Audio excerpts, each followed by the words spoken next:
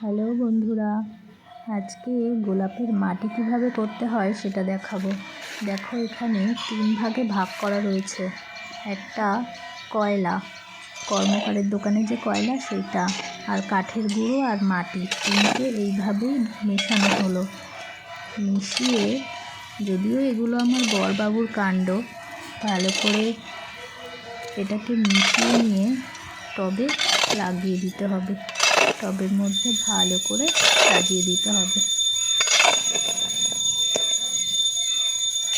এই যে দেখো, বড় বড় ক্যারেটে মাটিগুলো দেওয়া হলো, দিয়ে তারপরে প্লাস্টিক জাতীয় যদি কিছু থাকে ওখান থেকে বেছে ফেলে দিতে হবে।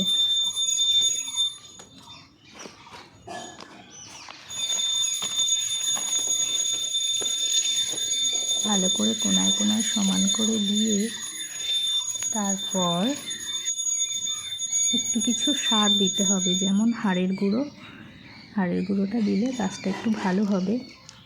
তারপরে গাছটা বসিয়ে দেওয়া হলো। বেশি ডিপ না করলেও চলবে, নর্মালি সামান্য একটু খুঁচে বসিয়ে দিলে হয়ে যাবে। দেখো, এবার এই গাছটা এভাবেই থাকবে। কত সুন্দর ফুলটা না! আমাদের সবকটা গাছ এভাবেই লাগানো হয়।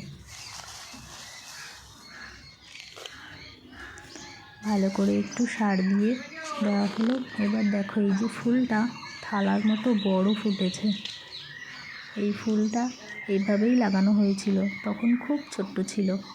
4 বছর ধরে কন্টিনিউ ফুল দিচ্ছে গাছটা। আমাদের সবকটা গাছ ঠিক এভাবেই লাগানো হয়। তারপরে 2টো গাছ কেনা হয়েছে আরও নতুন, এই 2টো গাছ ঠিক এভাবেই বসানো হয়েছে।